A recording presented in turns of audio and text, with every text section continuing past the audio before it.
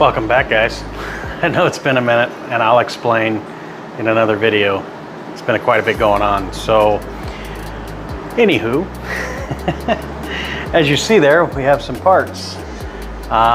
This thing's been like trying to kill me going down the road. It has a very violent spring unload on it because it kind of bounces all over the road. So I've known for a while I needed rear shocks, but I decided to get something else as well. Let me show you.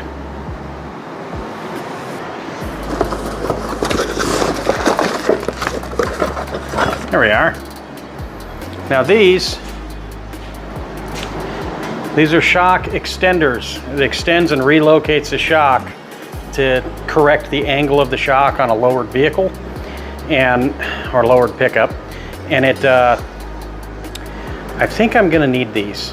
So everything I've read said that since it corrects the angle of the shock, it allows you to get a much smoother, better ride and allows you to utilize more of the shock dampening. So I went ahead and picked these up today, and we're gonna give it a shot. We're gonna get these installed, and then the shocks that I went with, I'm not sponsored by any of these people, but the shocks that I went with are Beltec Drop 2s. They're supposed to be pretty good, nitrogen-filled shocks. So, I mean, anything's better than what's on here. The shocks that are on the back of this truck are like 7 years old, and there's no shock. Like, it's just a spring. They're bolted on there, but they do absolutely nothing. So, let me get up under this truck, put a light under there, and we'll show you what I'm doing today. All right? All right. So we're underneath the truck now, and this guy here, this filthy, nasty thing, this is the shock, and you can see how it's all oily. It blew the seals out of it, I don't know, maybe 2 years ago, or a year ago. I just haven't gotten around to doing it, so I mean, you guys know how it is. So basically what we're going to be doing is, let's see here if I can get out of the way. I'm going to replace this shock with a brand new shock, and then this extender here, you see, will go right there where that is, and then you see this piece right here has a hole. See that? That will go on this back side, on the flat side right here, and I got to drill a hole back here to put another nut and bolt. And if you notice, that's where the shock's going to be relocated to. So basically, it's going to be like right there. So you see, I get quite a bit more travel, and I'm actually taking the shock. You can't even see me. I'm taking the shock, and I'm taking a lot of that angle out. So the more angle I take out of the shock, the more of the shock I get to utilize. So the better the ride quality will be, as well as the dampening quality. So it'll handle better, it'll drive better. It's a win-win. So bring you along on this. I might set you up over here a little bit out of the way, and we're just going to start pulling stuff apart, getting things on here and getting things marked, and yeah, let's do this, huh?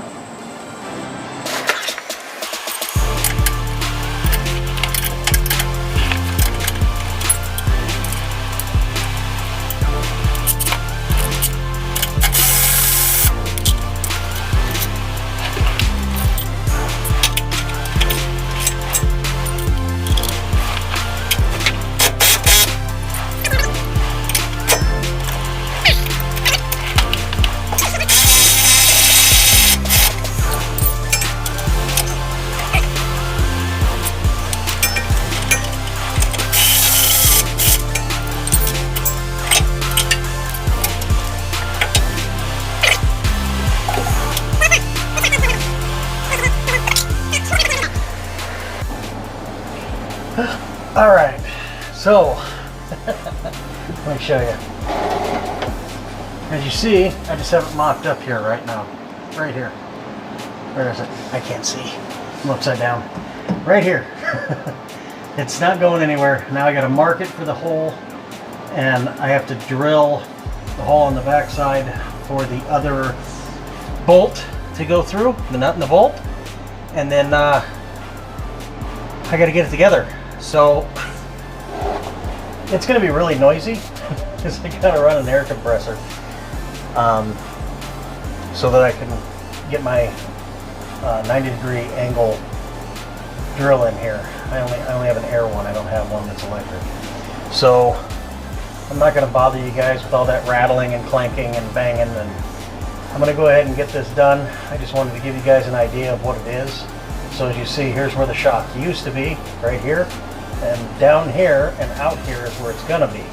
So that straightens up the shock a whole bunch. So I will bring you back when I get this all drilled and bolted together.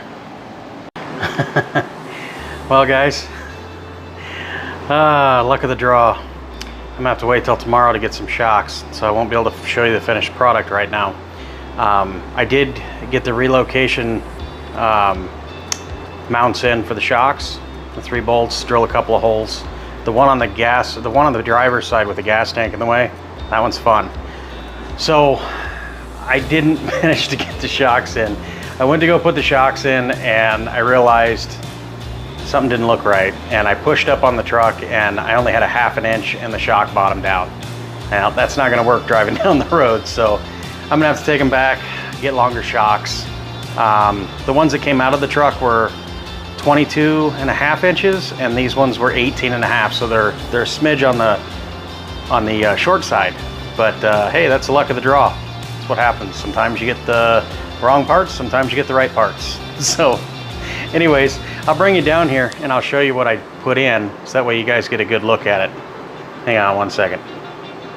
All right, I get down on the ground here.